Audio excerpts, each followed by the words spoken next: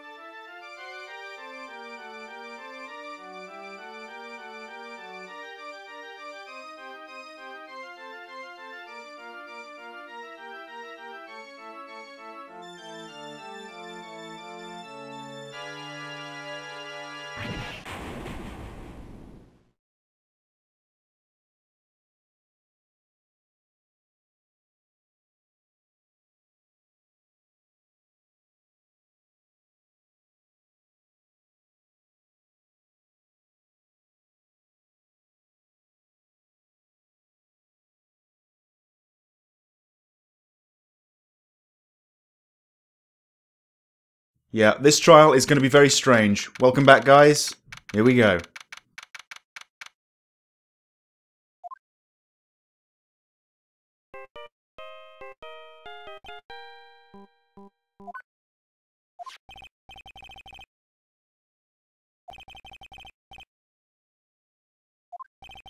Oh, come on. Is that really necessary? There he is. The real Matt and Guard.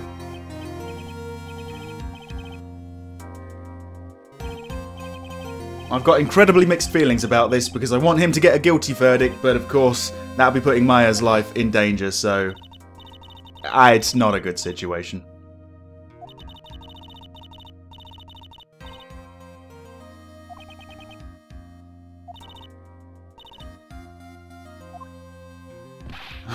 If I'm not careful, Maya might end up like her.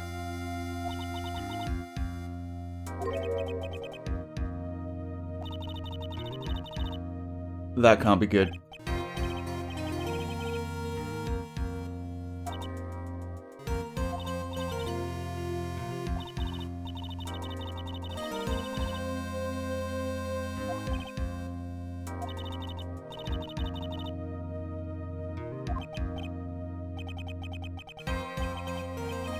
He's having a bit of a breakdown, but maybe this can cheer him up. Ah, maybe not.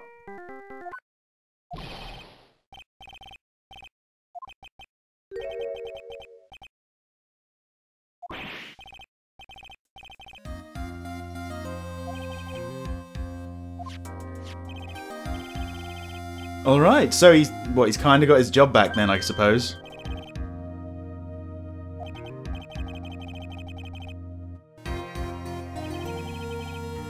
He can't be too far away. When we heard him with the cat, he was definitely at Engard Mansion.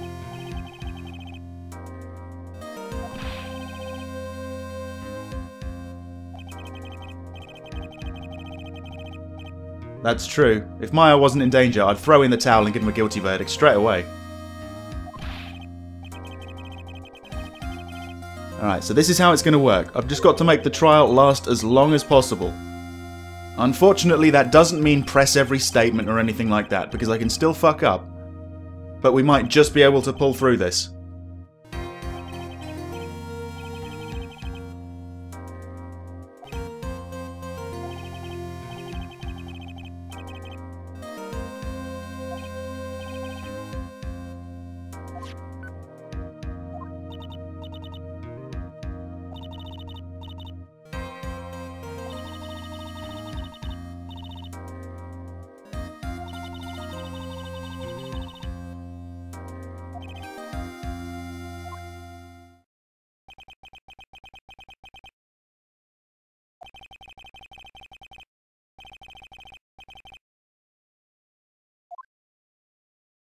Well, it's time.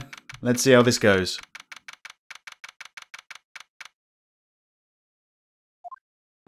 It's Edgeworth again, so Franziska is probably still in the hospital. For the last time in Justice for All, here we go. Let's go through the profiles and evidence and sort this all out. Of course, we're starting off with Maya Fey, my assistant, who unfortunately was kidnapped by De Killer. She was kidnapped under the instruction of Matt and Guard, the killer's client. Then we have Pearl Faye, Maya's cousin, who was helping me out in the investigations. Dick Gumshoe, detective to ex-detective to possibly detective again, he's hunting down the killer right now. Franziska von Karma, the prosecutor I was meant to face before the killer shot her in the shoulder to give me an advantage. Miles Edgeworth, old rival slash friend who came in to replace Franziska. With his help, I've discovered the truth. He also put together the team that's looking for Maya and the killer. Will Powers, an ex-client of mine. Apparently, according to the people at Criminal Affairs, this guy is going to be a decisive witness. Lot of heart. A bad penny that keeps showing up, although she did provide us with a photo. Juan Corrida, the victim in this case, who played the Jamming Ninja. We now know he was killed by Shelly the Killer under instruction from Matt and Guard. And here's the deceiving son of a bitch himself, Matt and Guard, my client, the defendant. He has deceived and manipulated us throughout this entire case until last time where we discovered the truth. He ordered the assassination of Mr. Corrida and he deserves a guilty verdict. But will he get it? This is a member of hotel security going by the name of Wendy Oldbag. She seems to have a bit of a crush on Edgeworth. Lucky him. Adrian Andrews, Matt and Guard's manager, who I suspected might actually be the killer. She didn't kill Mr. Corrida, but what she did do is try and frame Matt for it by stabbing his dead body and moving his bloodied button. She did all this as revenge over her mentor's death. And this was her mentor, Celeste Inpax, who dated both Matt and Guard and Juan Corrida. Only days after the marriage announcement with Juan, she committed suicide. Juan had dumped her, after discovering that she had also dated Matt and Guard. Adrian and the police suspect there may have been a suicide note. This man we know as John Doe is not the butler of Engard Mansion. He is Shelly the Killer. He assassinated Juan Corrida and kidnapped Maya Faye. He's currently on the run. Okay, so there's all the profiles for you. Here we go with the evidence. I got my badge here, hasn't been stolen by a monkey. And there's Maya's Magatama that has crushed all the Cyclops we've come up against.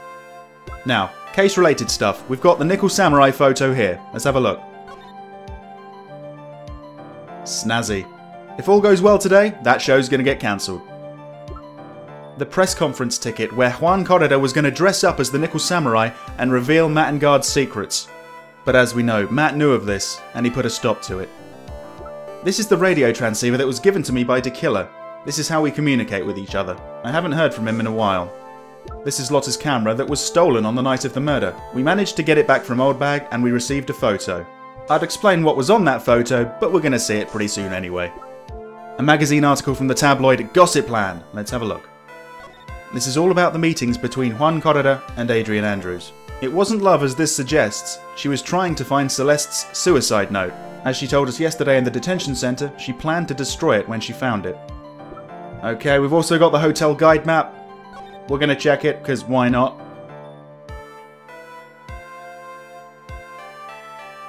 I don't think that's going to come in too useful, but you never know. Let's move on. The Jammin' Ninja's guitar case. But we know that the guitar was not in the case. What was in the case was a spare Nickel Samurai costume that Mr. Corrida had planned to wear at the press conference. And this is the wine glass filled with tomato juice that was left at the scene of the crime by Adrian Andrews. She had poured it for Mr. Corrida because she didn't realise he had died. And of course we have the crime photo. You can see the knife in his shoulder, the missing button, the empty guitar case and the tomato juice. And also the wine glass at the back.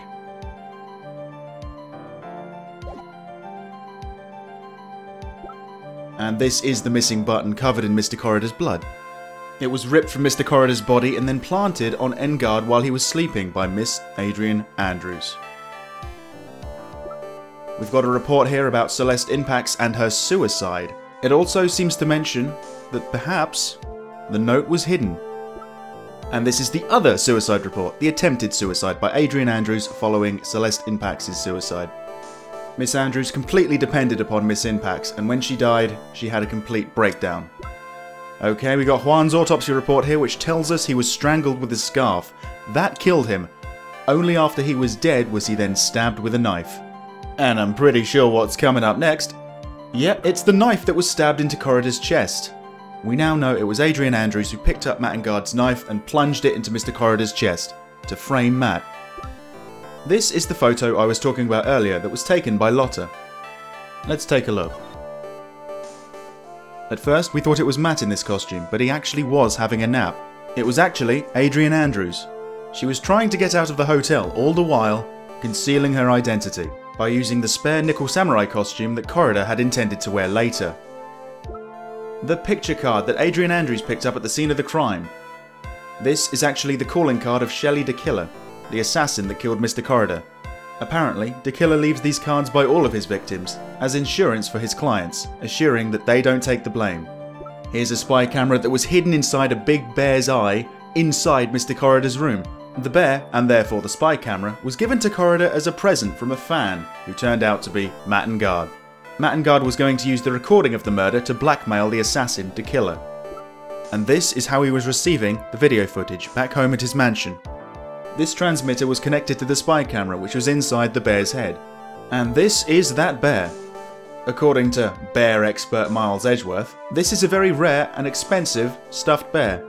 And I know how expensive it was because of this credit card receipt. Matt Ingard himself went and bought this for $3,800. Apparently, he also gave the store clerk an autograph. Celeste's photo, one of 2 items we took from Engard Mansion. This helped us discover the connection between Matt, Juan and Celeste, and why she committed suicide. And the final item, I believe, is the second item we took from Engard Mansion, which turns out to be a figurine. I don't know too much about it, to be honest, but it's wood and it's shaped like a bear. Yep, that's the last of the evidence and the court record, so we can now get on with the trial, and I can shut up. Ah, come on Edgeworth, give me a break, there was a lot of stuff to go through.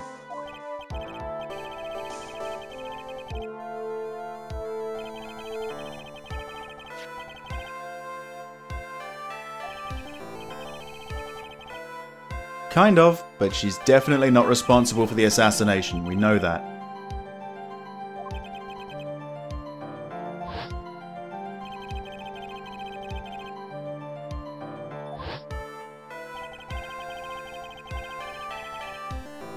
It's a bit of a strange situation this time because I'm going to be agreeing with him a hell of a lot today because I know the truth, and so does he.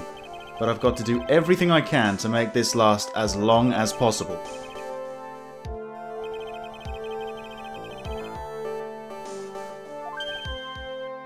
Why is he so shocked?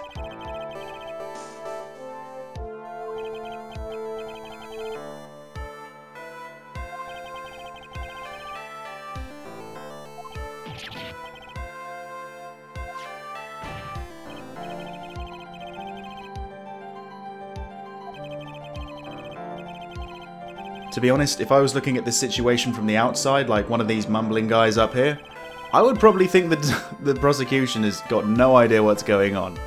It's sort of grasping for straws.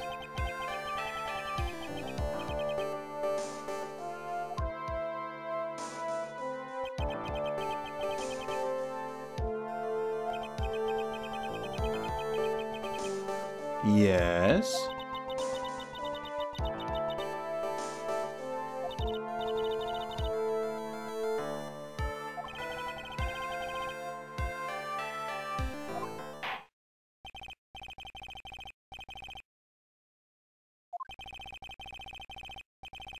Right, yes, the decisive witness.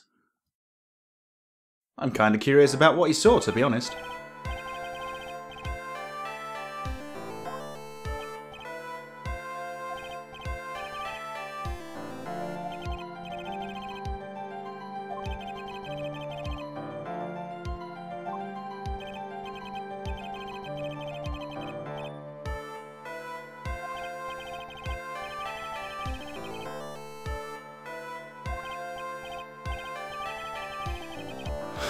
Aww.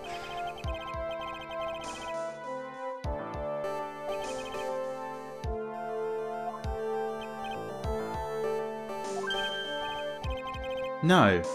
Why the hell didn't he tell us about this before?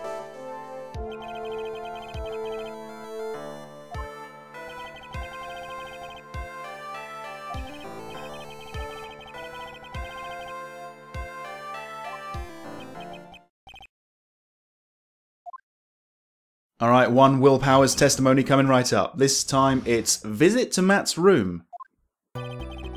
After the award ceremony, I went by myself to Matt's room. Matt was standing there in front of his room, still in his Neko Samurai costume. He was talking with someone. At first, I thought it was the bellboy. I watched the two of them for a while, but then I gave up and went back. I had guests with me that night, and I couldn't make them wait for me.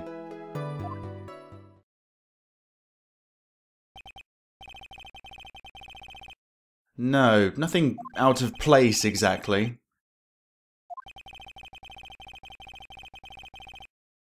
And this was no ordinary bellboy.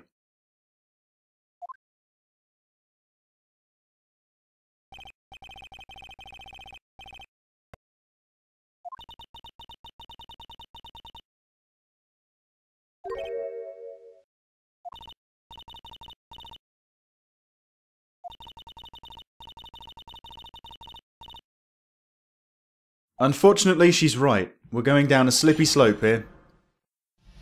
Right, so I can't press randomly. I can't do that to extend the trial. There has to be some sort of progression. So I'm going to press him when he talks about the bellboy.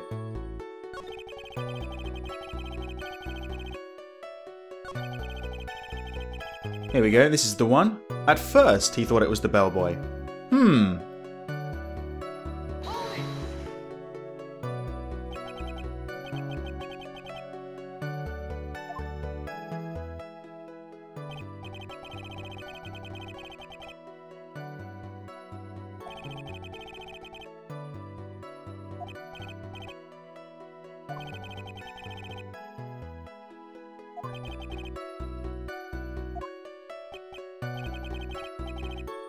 I have no idea, Mr. Decisive Witness.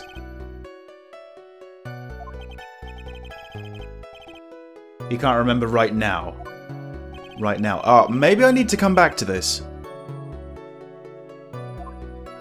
I think what I need to do is probably try and find a way to jog his memory. He's still talking about Matt and the bellboy, so I'm going to press again.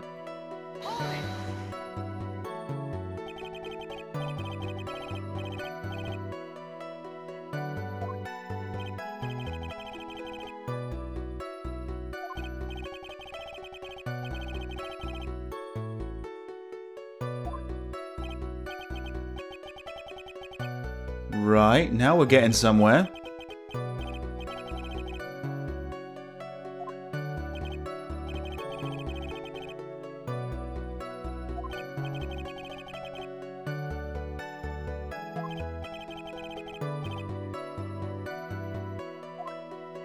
Right, so he felt a little strange after he saw Matt give the bellboy a tip. I wonder if I go back and press on that statement that I did before. Let's try again.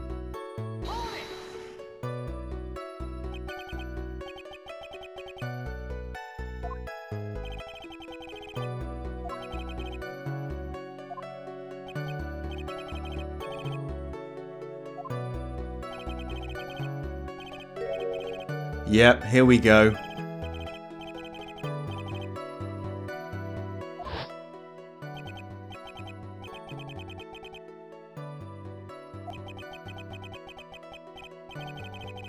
So it must be regarding this tip. I don't know if I like where this is going, but we must press forward.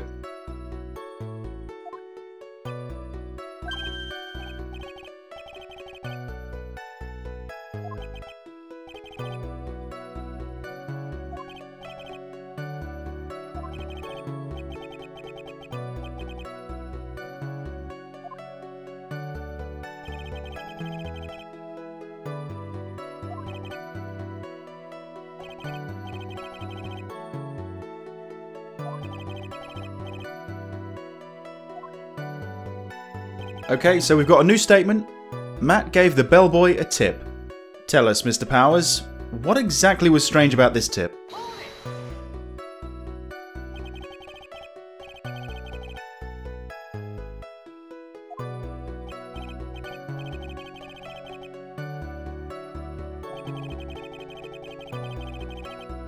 So, I gather he gave him a lot of money.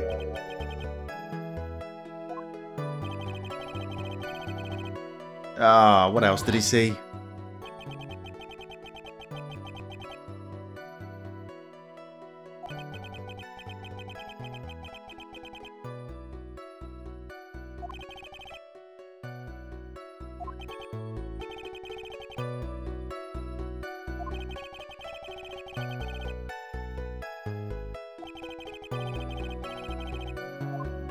The bellboy's face or Engard's tip? I know that the bellboy was the killer, so I know what his face looks like, but I don't know how much money he was given, so... the tip?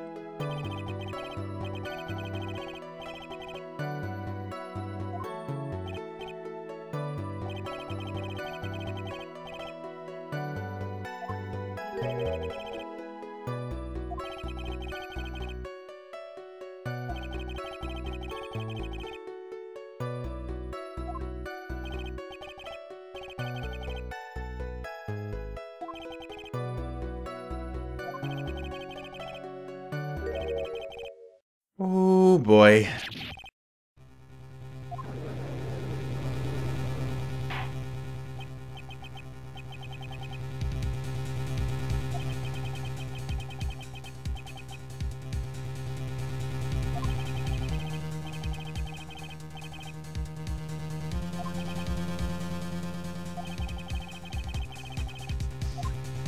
As well he should be, but I'm still going to raise an objection. If I just wait and see, then Engard's probably going to get a guilty verdict, and although that's good, it's also very bad.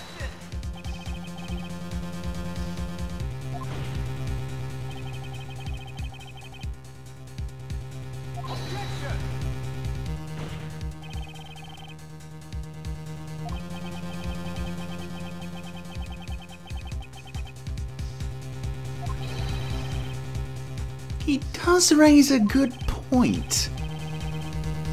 Yeah, honestly, I have no idea how the business stays afloat.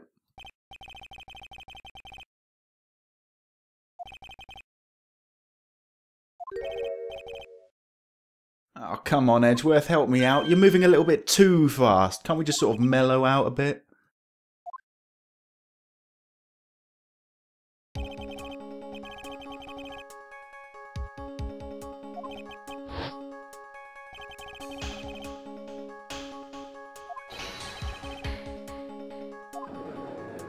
So my client, the defendant, was paying an assassin. Yeah, that's not looking so good for us.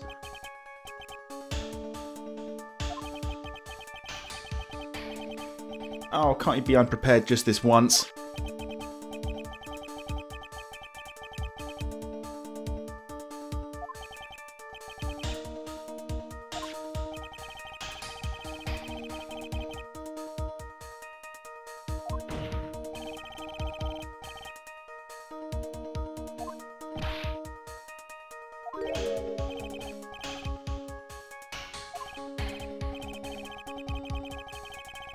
You figured something out, eh? Oh, right, yeah, when he came over for Maya.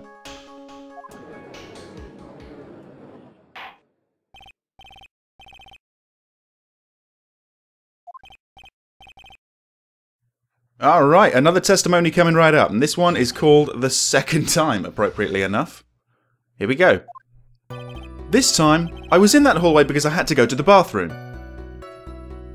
And that's when that bellboy I saw earlier came out of the room.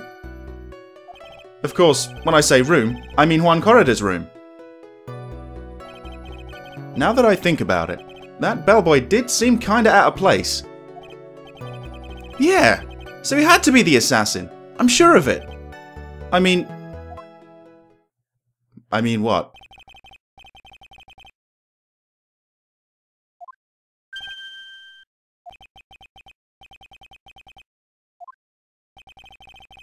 That will just have to wait, and that's a good excuse to keep the trial going on longer.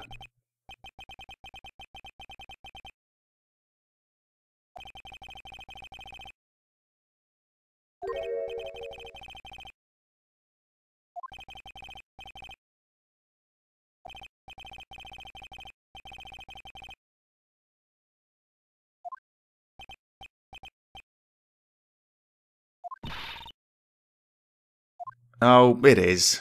In a situation like this, the only thing you can do is laugh. and press people. Now again, in this testimony he mentions the bellboy being strange, or he says out of place, doesn't he? He's kind of out of place. So I'm going to go back to that statement and I'm going to press that one.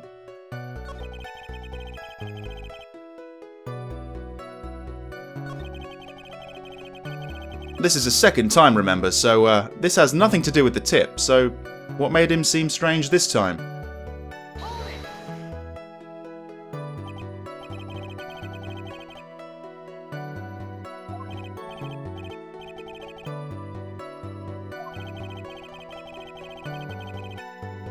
But you can be damn sure it's going to be damaging.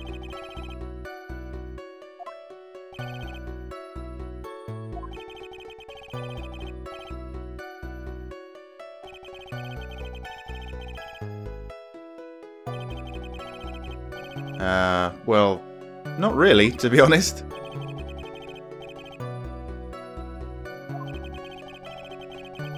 No, not really. They don't always have to be holding something.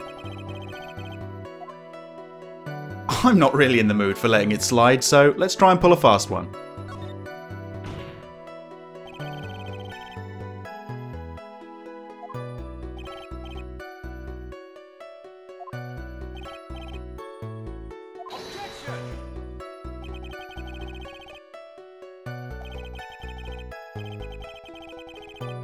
Well, come on, there has to be some space of time where they put something down and pick something else up.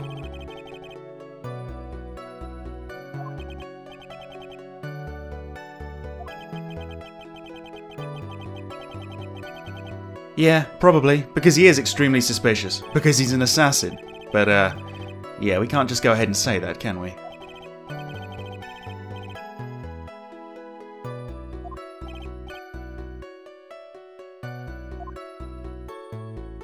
Okay, the new statement from Mr. Powers is... I thought it was kind of strange for a bellboy to come out of a guest's room empty-handed. Alright, this just needs to stop here right now. Perhaps he was empty-handed because he had just given something to the person in the room. Something that you can probably see on this photo. When I find it, there it is. Let's have a look. Yeah, bottom right of the photo, you can see the tomato juice and a tray.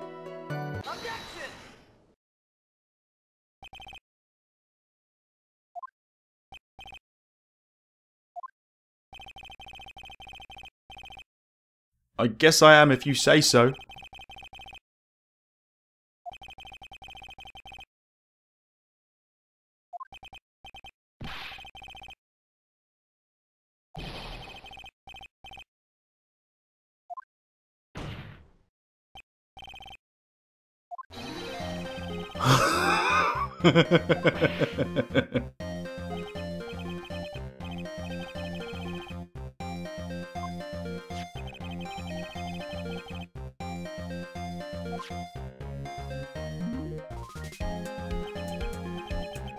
Yeah, well done. Glad to see you paying attention.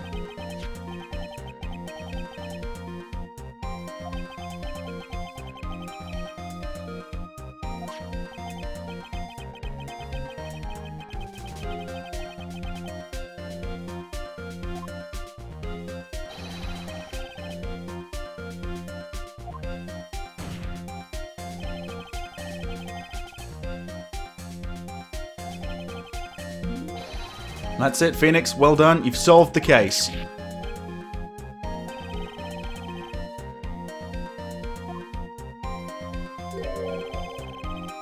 Exactly.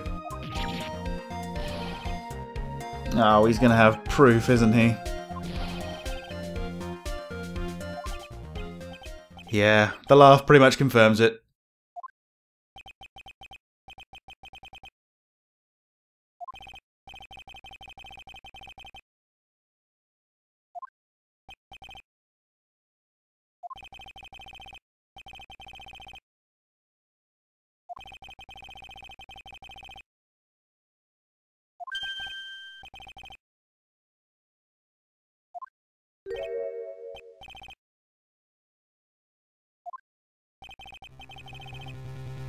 Gloves?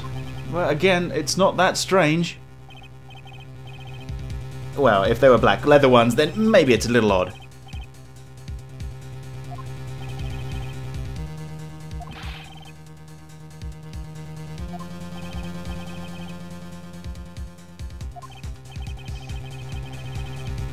And so it should, but I've got to find some way to fight back.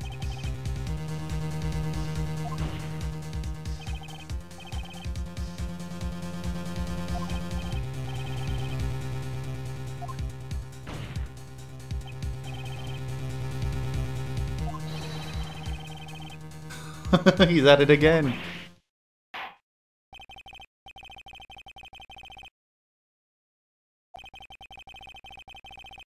Maybe Ingard gave him the money to buy some exquisite black leather gloves. Yep, solved it. Okay, move on.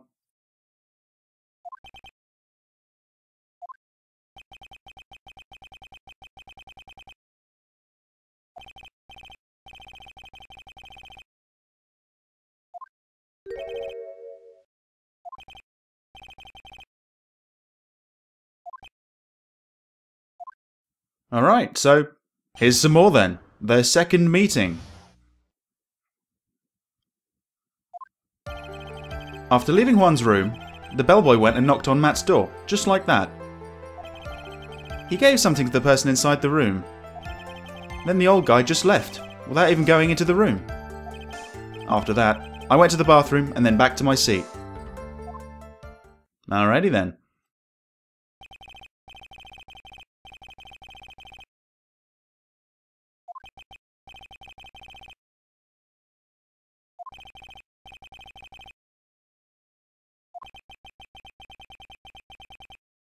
Just for a moment, imagine if Matt Ingard didn't reveal his true self to us. Maybe I'd be thinking that he's actually still innocent, and this would be incredibly confusing.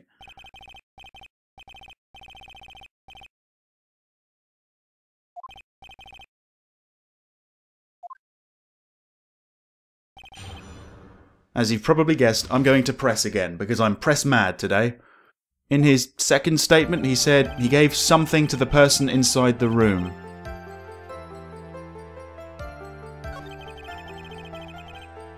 Yeah, right, this is it. Okay, what I want to know is, what is this something?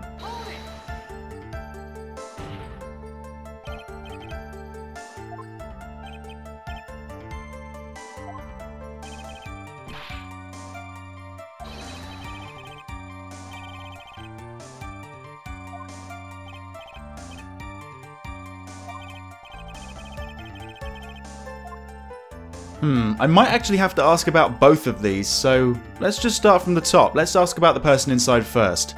Then if I get the opportunity, I'll ask what that something was.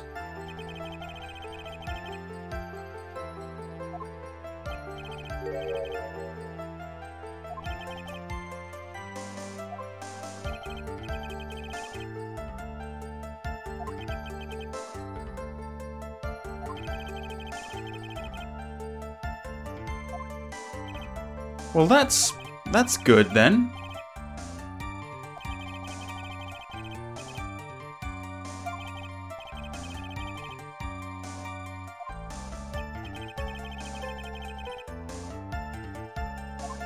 Well, wait.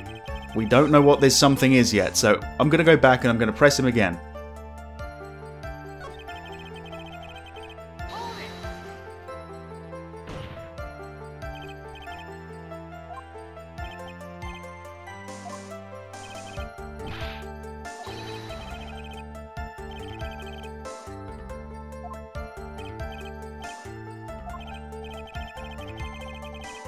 Alright, so we know he didn't see the person, but what is this thing?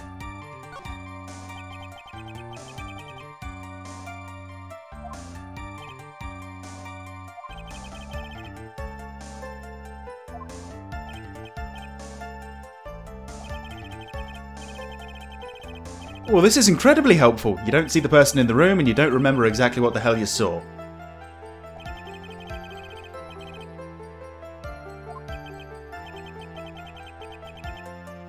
It was something kinda small. Right, okay.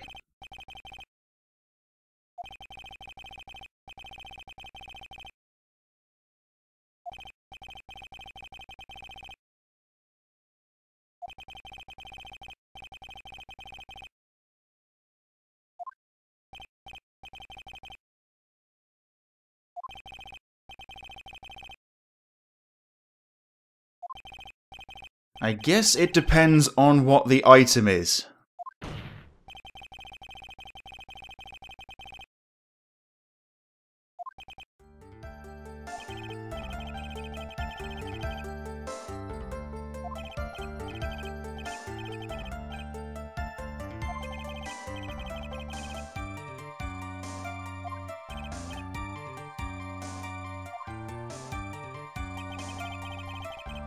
Okay, if I saw it again, I could say for sure, but I think it was some sort of wooden statue. Okay, so a small wooden statue. I think I might know what he's talking about. I wonder, could it be this figurine?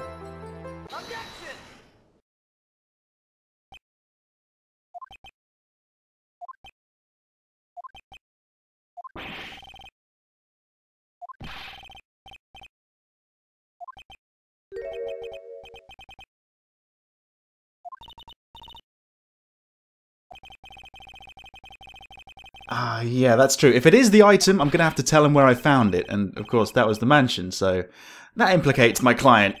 Kind of. A little bit. Shit.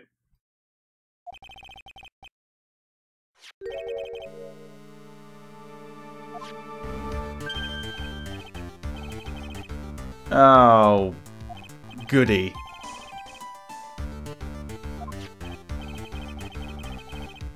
Yeah, I figured he was going to bring that up.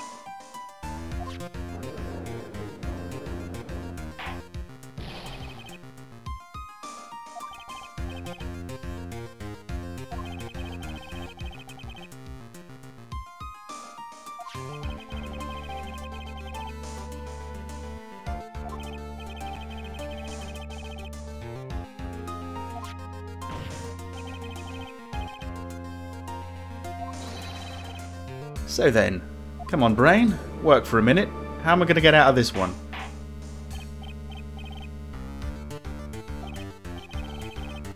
Yeah, kinda wish I didn't show it, but I kind of had to.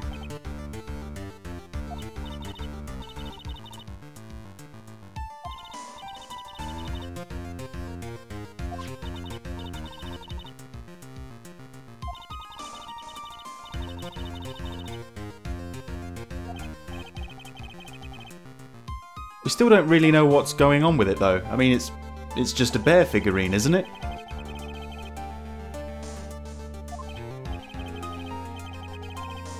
Yeah, do something, anything. We can't get a guilty verdict.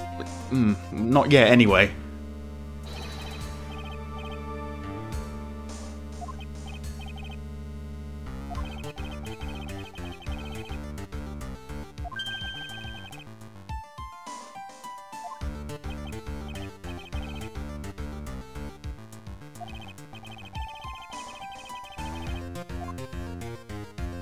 Let's just forget about the bear itself for the moment.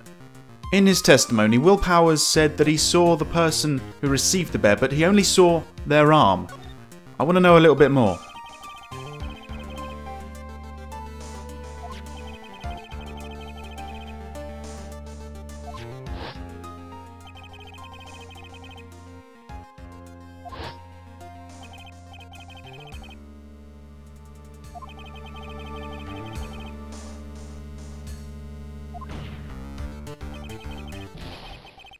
Oh, what's this?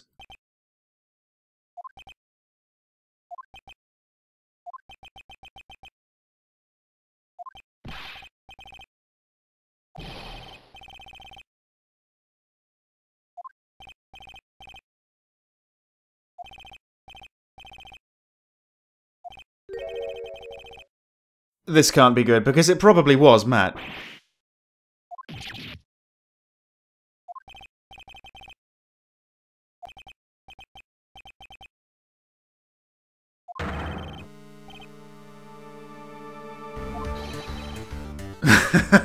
It's getting really ridiculous now. Come on. Well, hang on. Adrian Andrews was in a Nipple Samurai costume. Maybe I can say it was her. Just for a bit.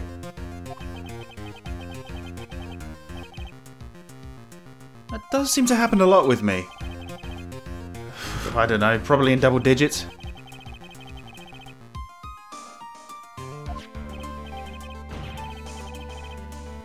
And he was wearing his Akama. I mean, does the arm come with that? I don't know.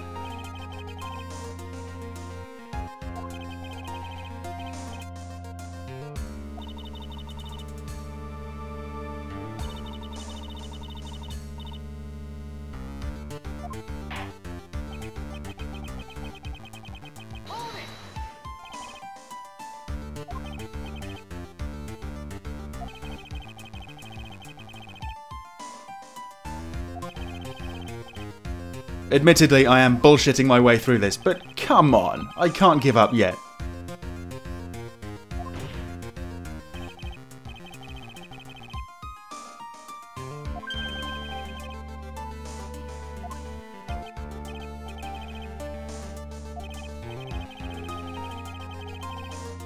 Okay, as he said, I dug my own grave, talking about the person who received the bear. But what of the bear itself? Let's talk about that.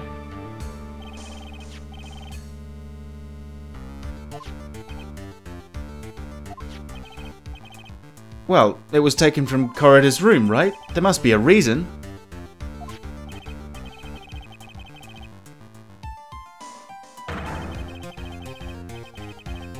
And that is an excellent point. I'm assuming that Tequila brought it back, but I'm not going to say that.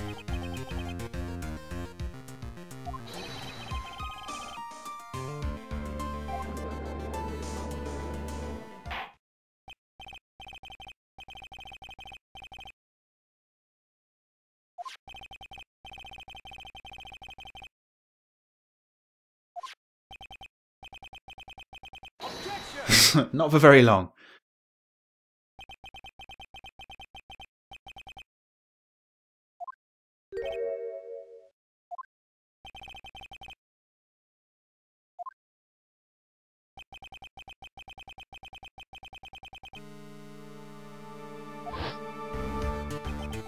Oh, I remember what he said now.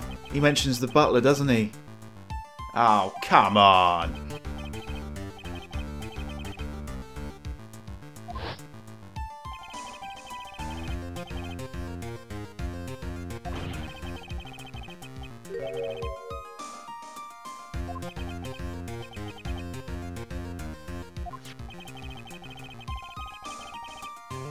Also then, the killer probably never handed the bear over to anyone. He just showed it to him. Probably checking if that was the right thing to get.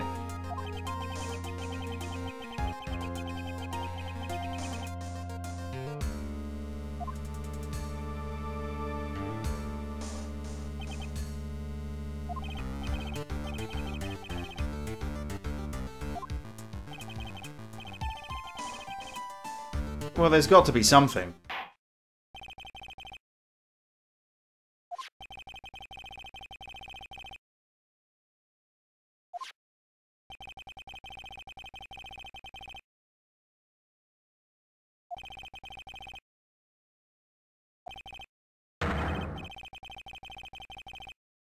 That sounds rather final, doesn't it? And when the judge is saying it, it's not a good situation. Crap.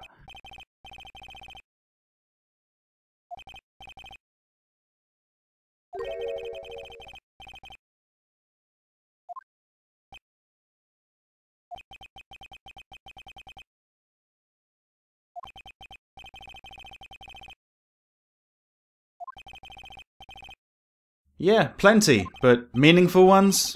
No, none. I have no idea what I'm going to object about, but it's worth a shot.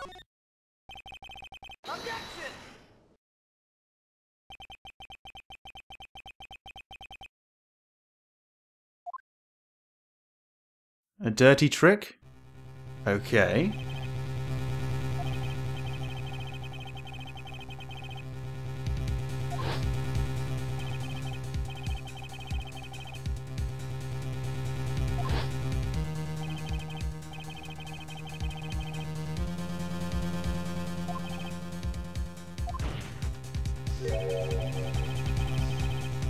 Right, yeah, right. Yeah, it could be Adrian Andrews.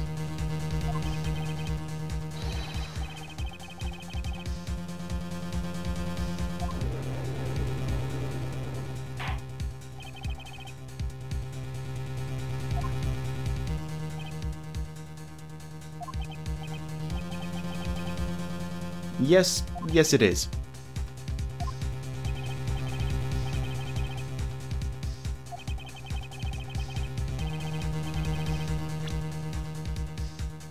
It is a bit of a dick move, and I am sorry, but Adrian Andrews, you're up again.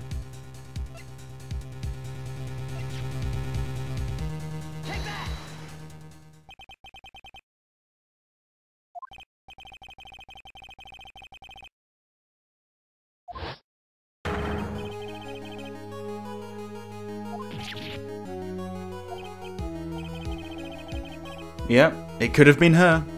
It wasn't, but it could have been.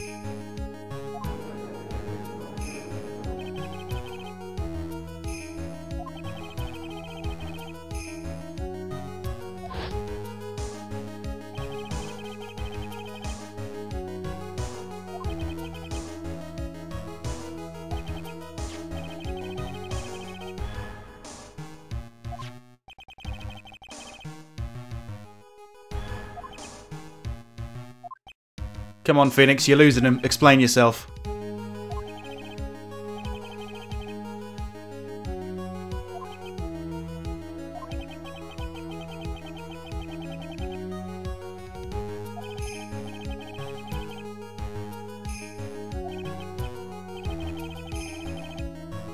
Well, that's good enough to continue the trial then, right?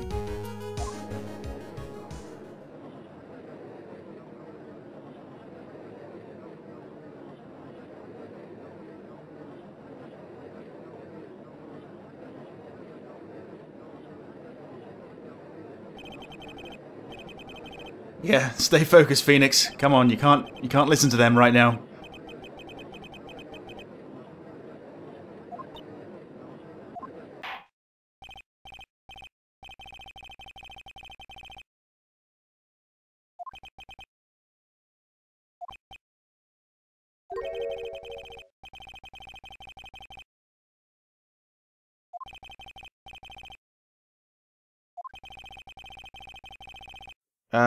Okay, that's good, but bad, because I will inevitably lose, but okay, it extends the trial, I suppose.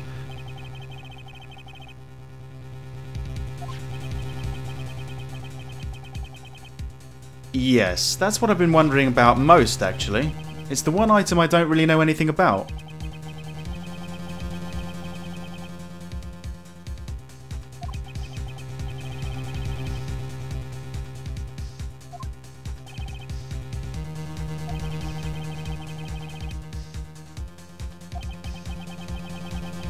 Wait. How come he knows and I don't?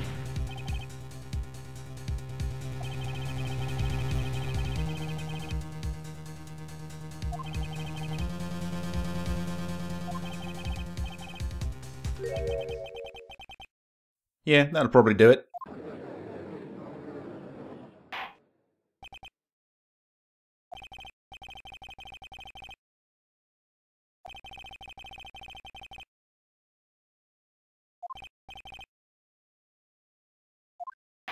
Okay, it's not over. It's not looking good, but it never was going to, so this is kind of good. Why have I got the suspicion that the drink inside that glass he's holding is probably chocolate milk? They may have had to take all the alcohol references out for ratings, so, you know, maybe that was brandy or something, or whiskey before, but I don't know. Just like the tomato juice, actually, that was probably red wine.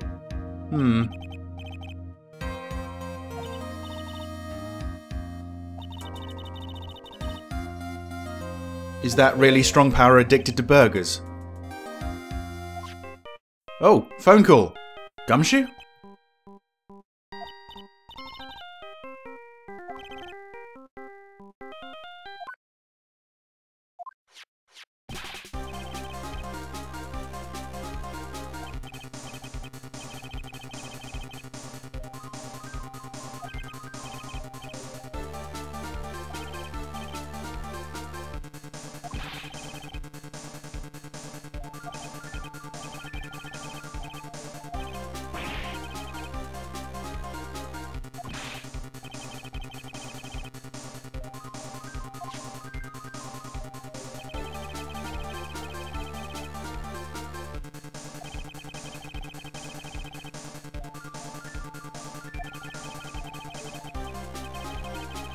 That would be a pretty brutal end to the game. What? Oh, I see.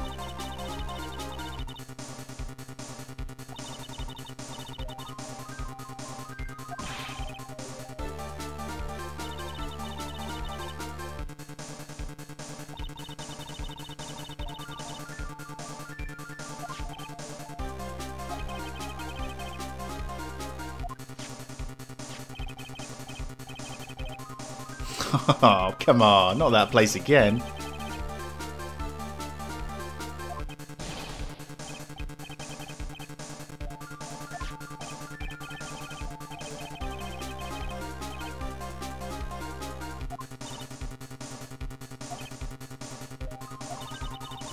You know, it must be really weird at the killer's end, because Maya must keep changing shape. We understand it, of course, but he has no idea what the hell's going on.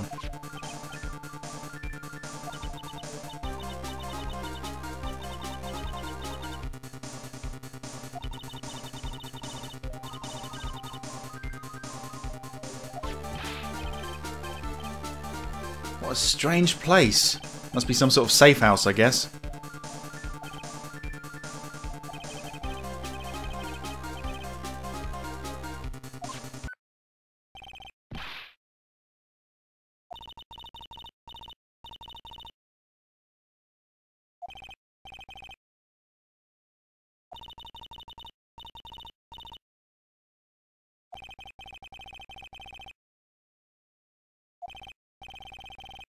And as soon as she's rescued, we can get Engard the guilty verdict he deserves. Come on.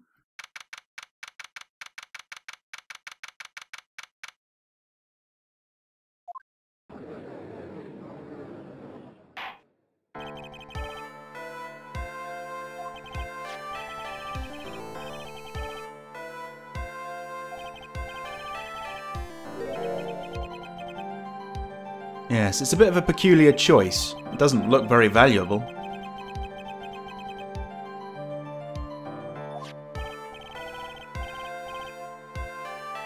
Again.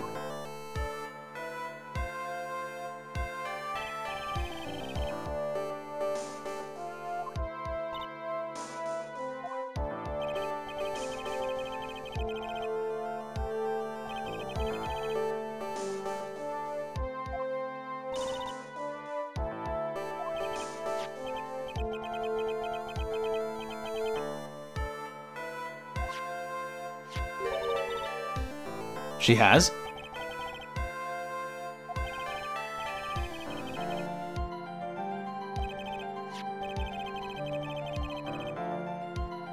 The bear's secrets?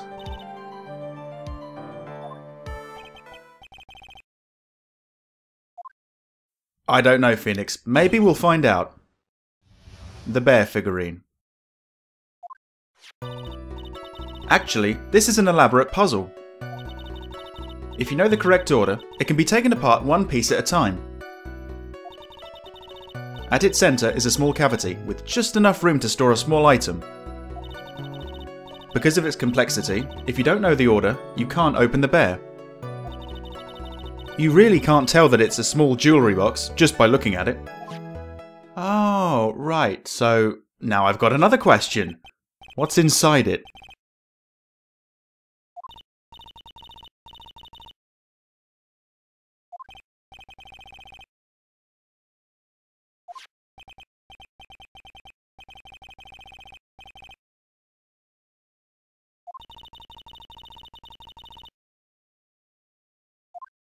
Now, okay, this is going to be quite a simple cross-examination, I think, because I think what I need to do is press on every single statement.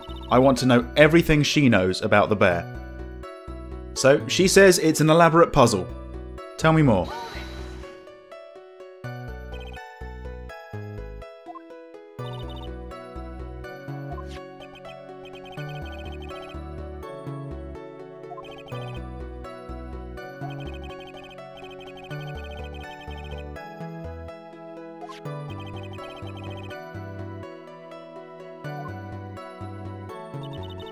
If you know the correct order, it can be taken apart one piece at a time.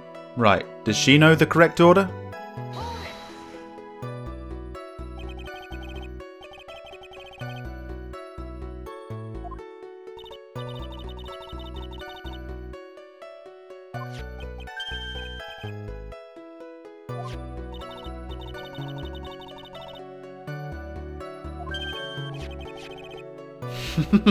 Looks like he's having fun up there.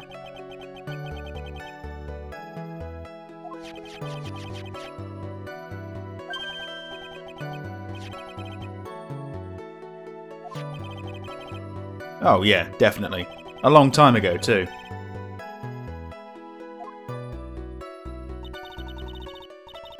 Enough room to store a small item, you say?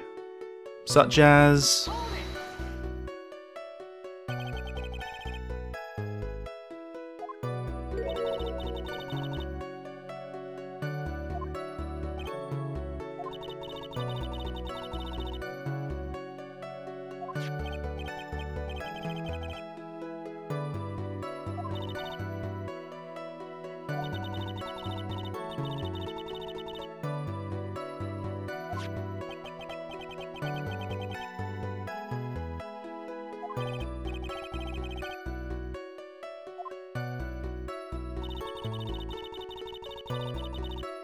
Okay, so does Matt know the order?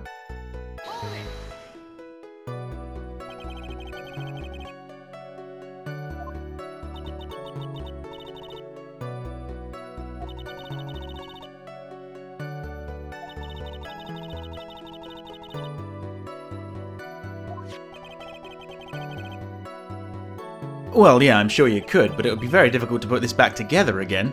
Kinda like smashing a piggy bank. Yeah, right.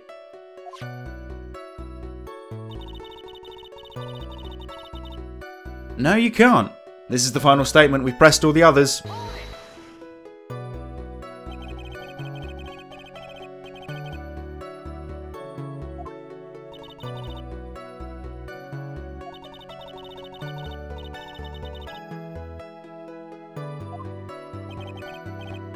So then, to Matt, this would be completely insignificant and just another bear.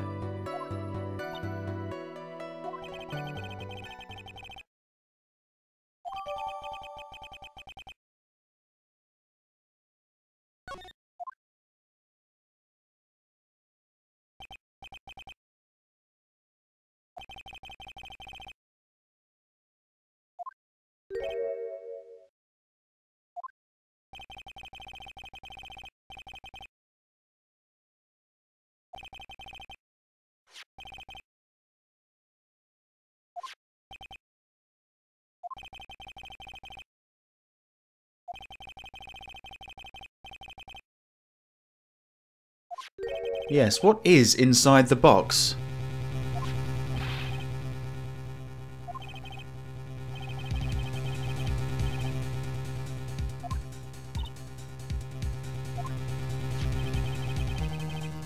Probably best if she opens it rather than the judge. It'd probably break it.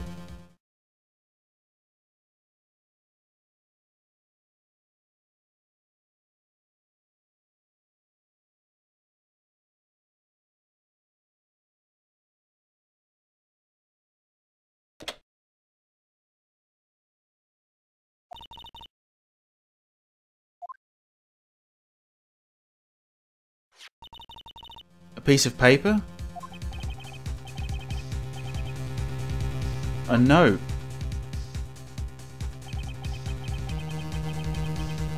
Yeah, I think everybody knows what this is. It's Celeste Impax's suicide note.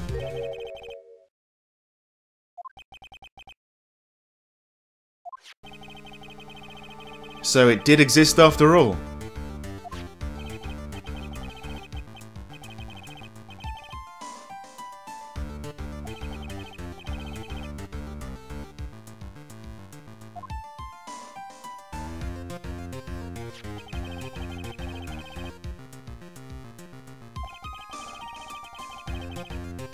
Just to make it absolutely perfectly clear that she had written it.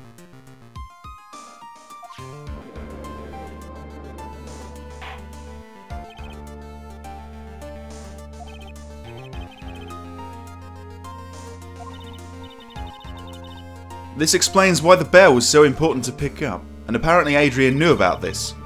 And I guess Matt did as well.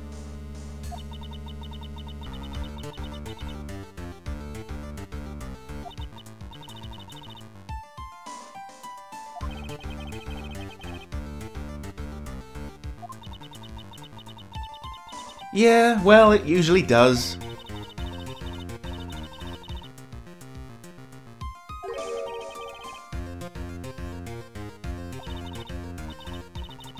And now, Your Honour, that brings me to the next question. What pen did she use to write this?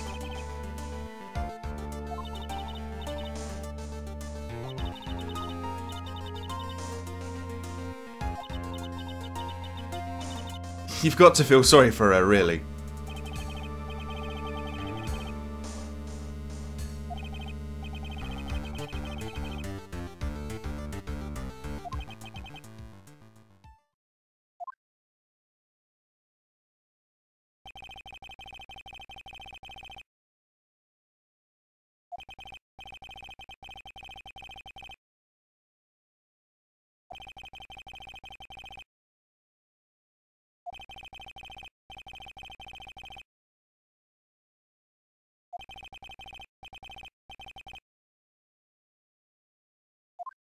Well, it seems to me that the refreshing like a spring breeze public image of Matt and Guard is kind of getting destroyed here today.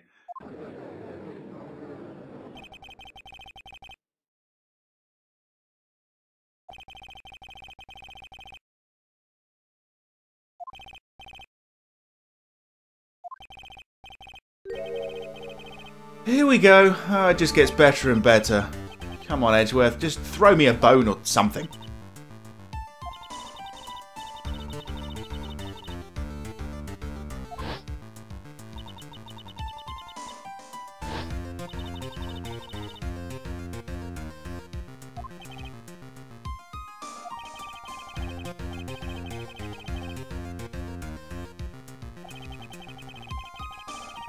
And at this point, he's kind of failed, although I don't know how public this is all going to be.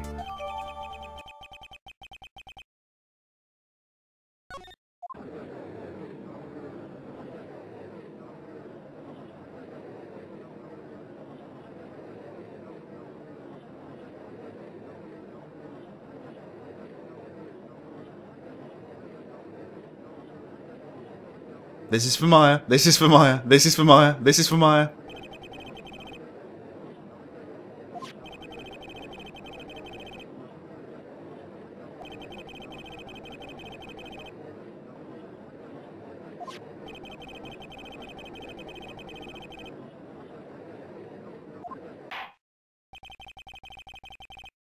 Yep, we've come to the truth at last for what, like the 4th or 5th time now?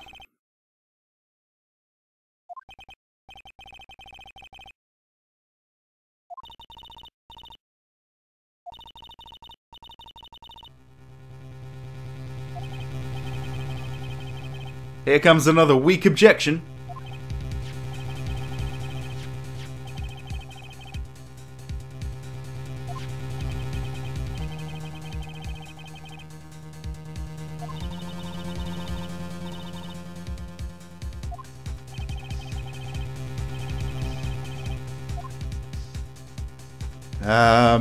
Oh dear, the figurine.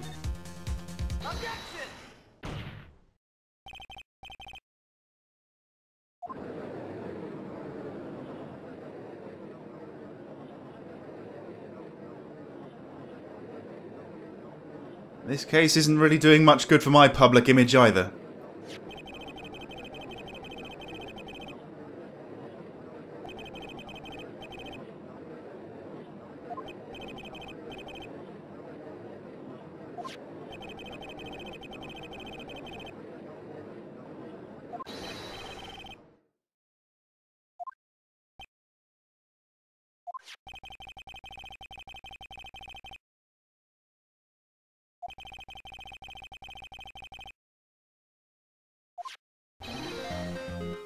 He's got himself a point there. I can't really see how Matt knew that the note was inside this bear.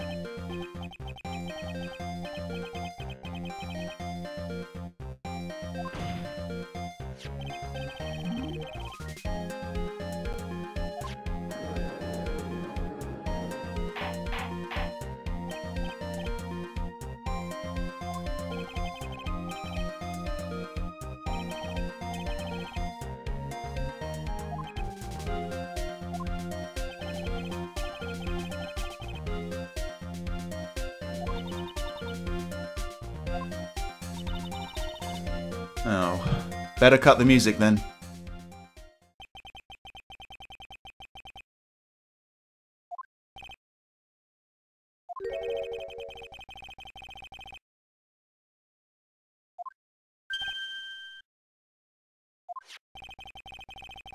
Oh god, we haven't even talked about this yet.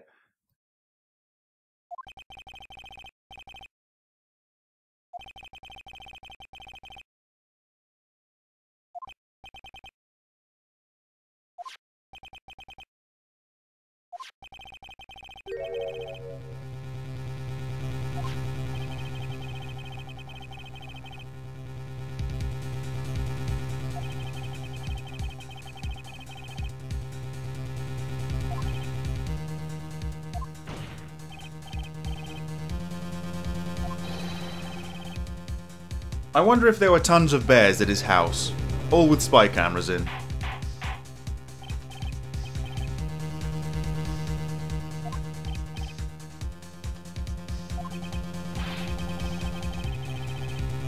Well, kinda.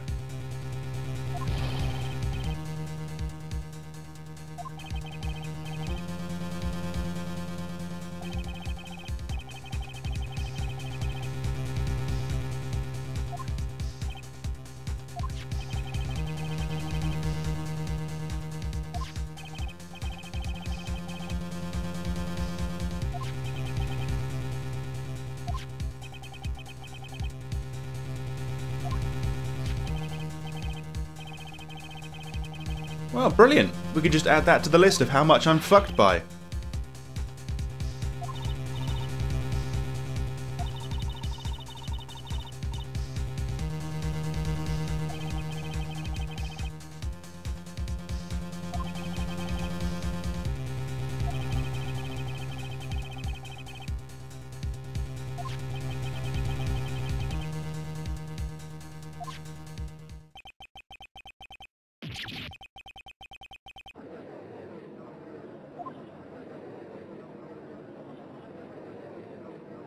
What's that lawyer thinking? He's thinking, is there any possible way I can get out of this situation?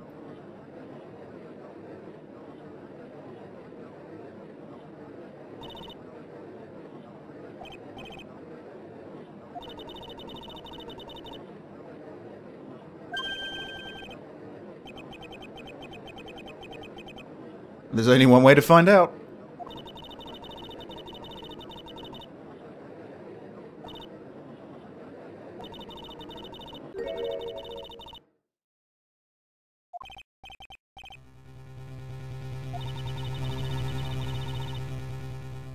I think I know where she's going with this, actually.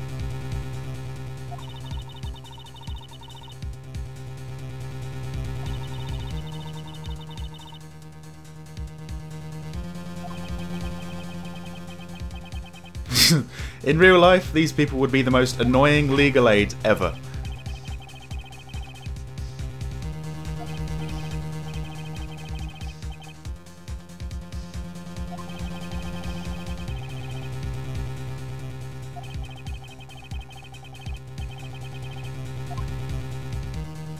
I'm not going to let it go, so I'm going to present evidence.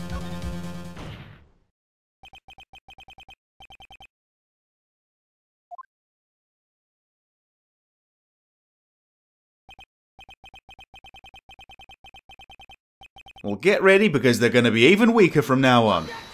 Although, to be honest, I think I'm going to have a point with this one.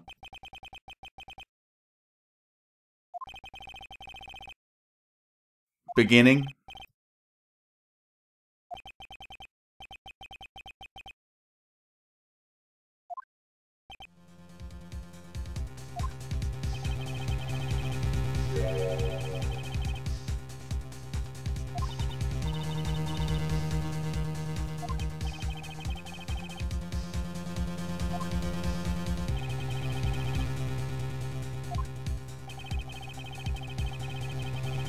There's one piece of evidence that he couldn't have properly investigated, and that is, of course, the one we have just found.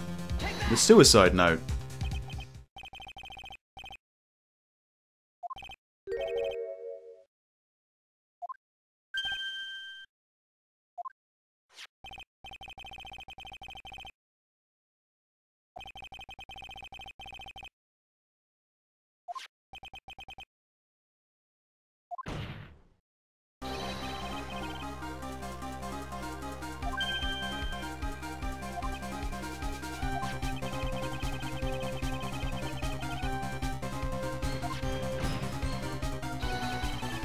Hey, turns out I'm pretty good at this extending the trial for absolutely no reason kind of shit.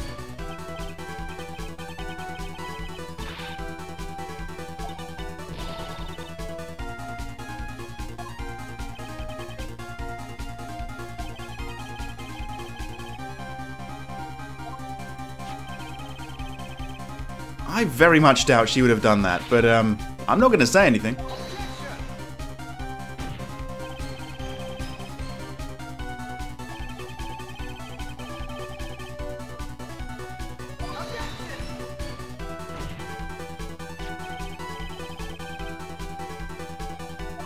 Well, she could have opened the bear.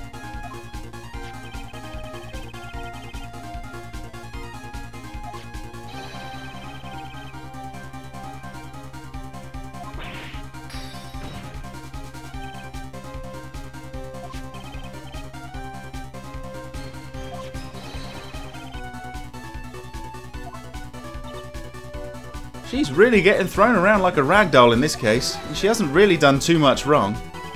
Apart from the stabbing a dead body and, well, yeah.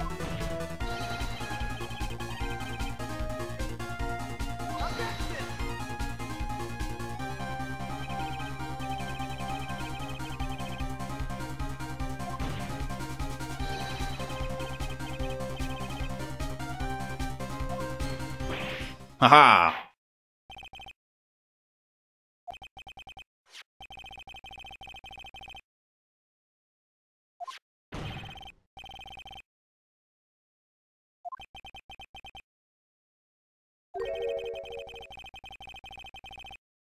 Oh, that's a good sign.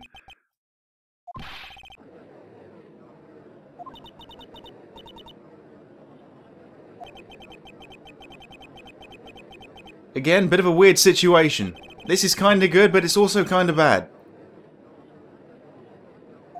We're still really hoping that Gumshoe is gonna find Maya before this is all over. Hopefully, in less than a day.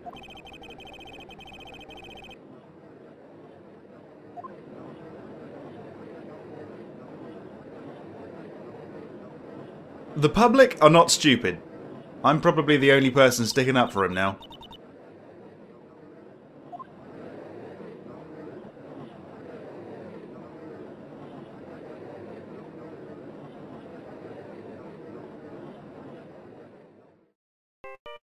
Yes!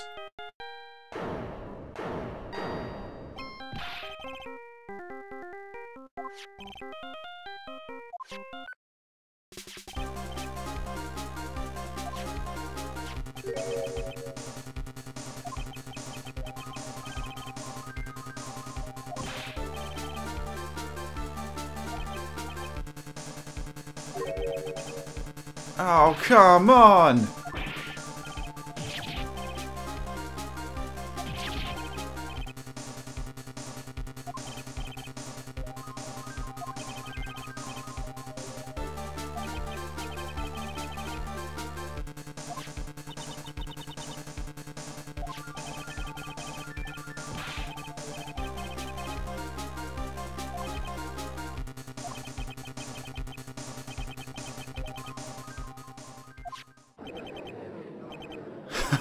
Does that answer your question?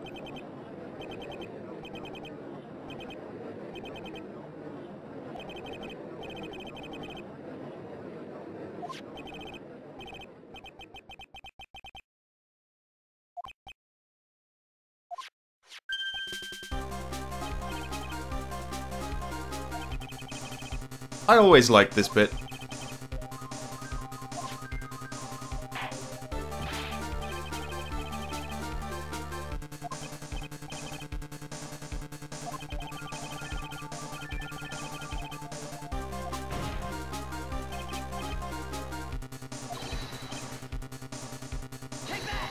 Fuck making a new sprite and animation.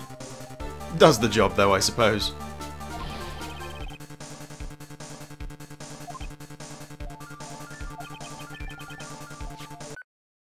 Son of a bitch!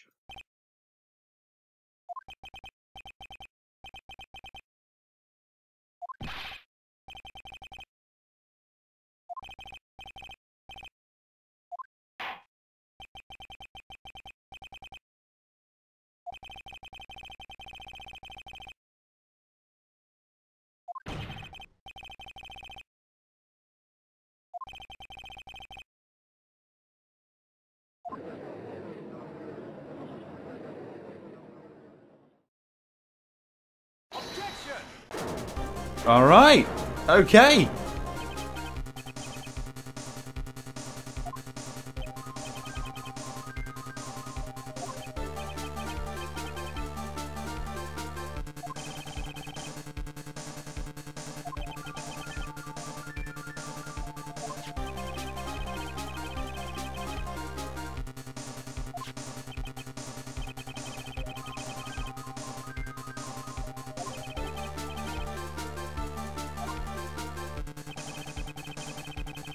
You see, in a way I agree with the judge, because a day is better than 30 minutes to try and find Maya, and then you could come back tomorrow and get the guilty verdict. But I don't know.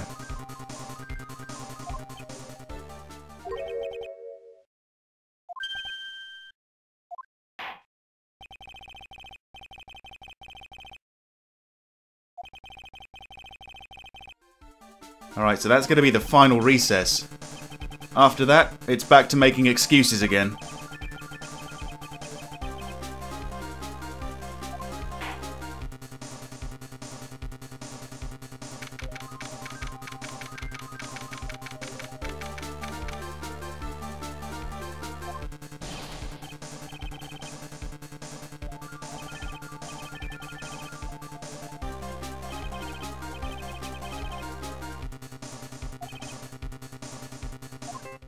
There's that beautiful theme again!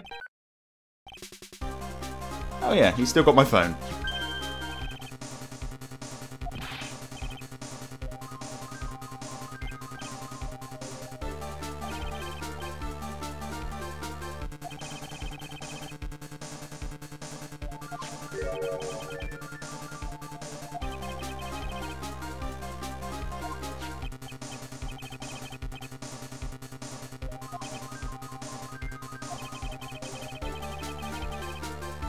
Okay, I guess that's something, although I expect all these pieces of evidence aren't really going to help me extend the trial.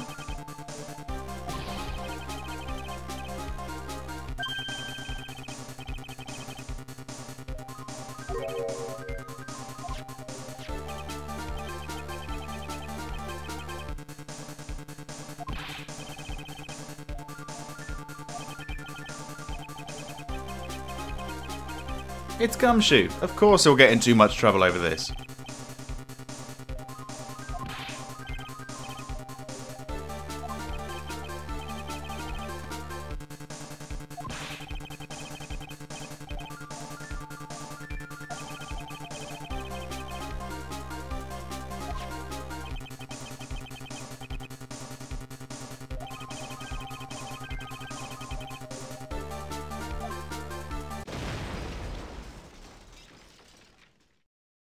Oh dear.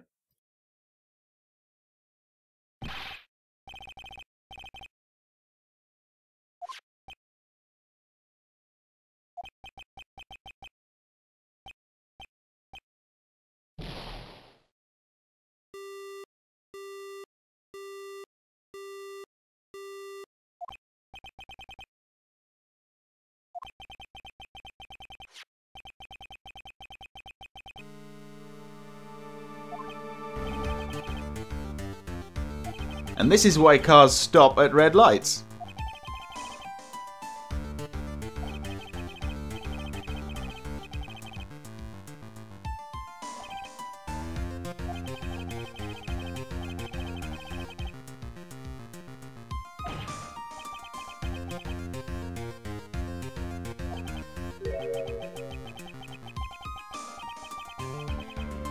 You know what? Actually, I think there is one way.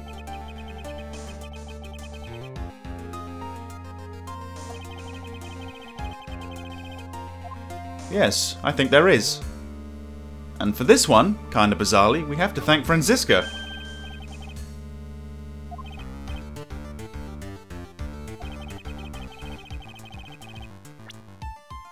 Because I believe she told us earlier that she put a tracking device on him.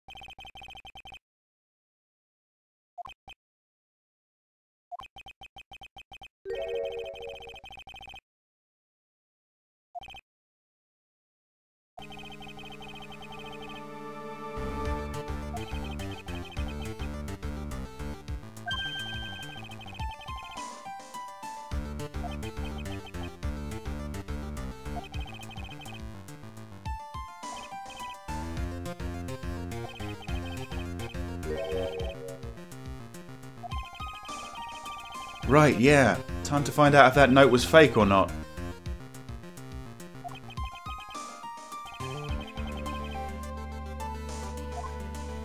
That's it, guys. There's only one more part to go. I'll see you in the finale of Justice for All.